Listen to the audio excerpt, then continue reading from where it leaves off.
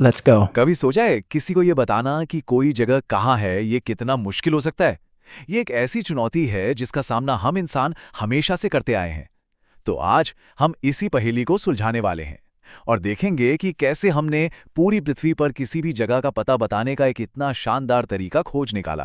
तो चलिए इसी सबसे बुनियादी सवाल से शुरू करते हैं। किसी भी जगह का पता कैसे बताया जाए? ये सिर्फ एक सवाल नहीं है, ये एक पूरी कहानी है कि हमने अपनी दुनिया को कैसे समझा और कैसे इसे ऑर्गेनाइज किया। अब देखिए, अगर किसी छोटे शहर या गांव की बात हो, तो जवाब आसान लगता है, एक नक्शा, है ना? ये एक गाइड की तरह है, जो दिखाता है कि कौन सी चीज कहाँ है और वहां तक पहुंचना कैसे है। जैसे इस नक्शे को ही देख लीजिए, स्टेशन से बैंक तक जाने का रास्ता कितना साफ साफ दिख रहा है। तो कोई भी नक्शा आखिर काम कैसे करता है? असल में इसके तीन बहुत जरूरी हिस्से होते हैं। पहला है दूरी, जिसे स्केल भी कहते हैं। ये बताता है कि नक्शे पर 1 सेंटीमीटर असल में जमीन पर कितने किलोमीटर के बराबर है। दूसरा है दिशा, यानी नॉर्थ, साउथ, ईस्ट, वेस्ट। और तीसरा है प्रतीक, मतलब छोटे छोटे चिन्ह जो स्कूल, अस्पताल या नदी जैसी चीजों को दिखाते हैं। एक शहर का नक्शा बनाना तो चलो ठीक है, लेकिन जब बात पूरी पृथ्वी का नक्शा बनाने की आती है, तो समस्या अचानक बहुत बहुत बड़ी हो जाती है। अब हम इसी ग्रह के आकार की पहेली को समझने की कोशिश करेंगे। यहीं पर असली चुनौती शुरू होती है। हमारी दुनिया चपटी नहीं, बल्कि एक गोले, एक स्फीयर की तरह है। और एक सपाट कागज पर एक गोल चीज को दिखाना, ये इतना आसान तो नहीं है। इसे समझने के लिए जरा एक संतरे के छिलके के बारे में सोचिए। अगर आप उसे छीलकर एक सपाट मेज पर रखने की कोशिश करेंगे तो क्या होगा? वो बिना फटे या मुड़े तुड़े सीधा हो ही नहीं पाएगा। पृथ्वी के नक्शे के साथ भी ठीक यही समस्या है। तो फिर इसका हल क्या है? इसका सबसे सही हल है एक ग्लोब। क्योंकि पृथ्वी भी गोल है और ग्लोब भी गोल है, इसलिए ग्लोब हमारी दुनिया को एक चपटे नक्शे से कहीं ज्यादा बेहतर और सटीक तरीके से दिखाता है। पर ग्लोब ने एक नया सवाल खड़ा कर दिया। एक गेंद पर आप कहां से शुरू करेंगे? इसका कोई कोना, कोई किनारा या कोई स्टार्टिंग पॉइंट तो होता नहीं है। तो इस समस्या को कैसे सुलझाया गया? इसका समाधान एक बहुत ही कमाल के आइडिया में छिपा था। एक ऐसा अदृश्य जाल जिसने पूरी दुनिया को एक सिस्टम में बांध दिया। चलिए आगे बढ़ते हैं और इस ग्लोबल कोड को समझते हैं। इसका जवाब पता है कहां छिपा है? शतरंज के खेल में। हाँ, चेस में। देखिए, जैसे चेस बोर्ड पर हर एक स्क्वायर का, हर खाने का एक खास पता होता है ना? जैसे D4 या E5। बिल्कुल बिल्कुल वैसे ही हमने पूरी पृथ्वी पर हर जगह का पता बताने के लिए एक सिस्टम बना लिया।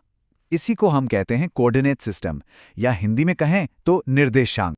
इस सिस्टम का पहला हिस्सा है अक्षांश, यानी लैटिट्यूड। ये पूरब से पश्चिम की ओर जाने वाली कुछ काल्पनिक रेखाएं हैं जो भूमध्य रेखा यानी इक्वेटर के समानांतर चलती हैं। भूमध्य रेखा होती है 0 डिग्री पर, और जैसे जैसे हम उत्तर या दक्षिण की ओर जाते हैं, अक्षांश का मान बढ़ता जाता है।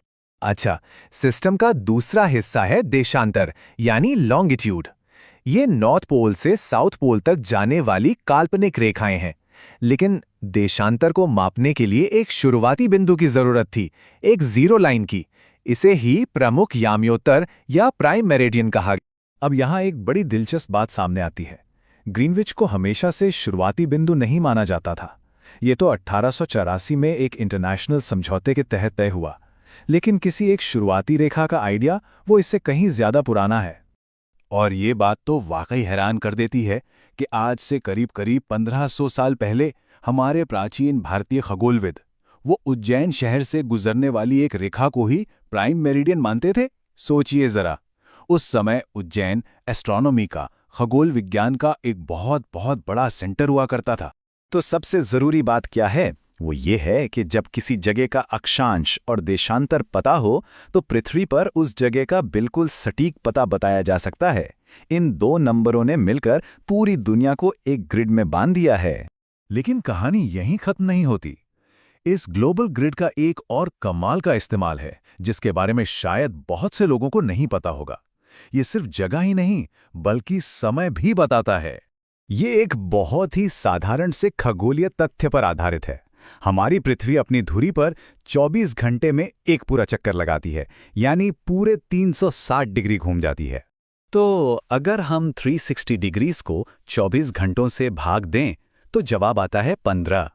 इसका मतलब ये हुआ कि पृथ्वी हर एक घंटे में सूरज के सामने 15 डिग्री देशांतर घूम जाती है और यहीं से समय और देशांतर का एक गहरा रिश्ता शुरू होता है। इसी गणित के आधार पर दुनिया को अलग अलग टाइम जोन में बांटा गया है। यहाँ देख सकते हैं कि कैसे हर 15 डिग्री देशांतर के बाद दुनिया मोटे तौर पर एक नए टाइम जोन में चली जाती है, जहाँ समय 1 घंटा आगे या पीछे हो जाता है। यहाँ एक बात समझना बहुत जरूरी है। लोकल टाइम और स्टैंडर्ड टाइम में फर्क होता है। लोकल टाइम हर जगह थोड़ा थोड़ा अलग होता है, क्योंकि ये सूरज की पोजीशन पर निर्भर करता है। लेकिन सुविधा के लिए एक पूरे देश या बड़े इलाके में एक ही समय माना जाता है, जिसे स्टैंडर्ड टाइम कहते हैं, जैसे हमारा भारतीय मानक समय यानी IST। तो हमने देखा कि कैसे अक्षांश और देशांतर की इन अदृश्य रेखाओं ने हमारी दुनिया को एक सिस्टम में, एक व्यवस्थित रूप में ढाल दिया है। चलिए इसके असर को और गहराई से समझते हैं। ये सिर्फ नक्शों की बात नहीं है। आज हम जो GPS इस्तेमाल करते हैं, हवाई जहाज से सफ़र करते हैं या दुनिया भर में किसी से भी बात कर पाते हैं, वो सब इसी अदृश्य ग्रिड सिस्टम की वजह से मुमकिन हो पाया है। ये हमारी मॉडर्न दुनिया का आधार है, उसकी नींव है। महान भारतीय खगोलविद आर्यभट्ट ने आज से 1500 साल पहले ये बात कही थी। ये हमें याद दिलाता है कि हम इंसान कितनी सदियों से अपनी इस गोल दुनिया को समझने की कोशिश कर रहे हैं।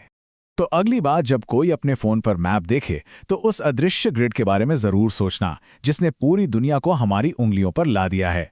और ये भी कि इस ग्रिड की तरह और कौन से इनविजिबल सिस्टम्स हैं जो हमारी दुनिया को चुपचाप चला रहे हैं। Goodbye.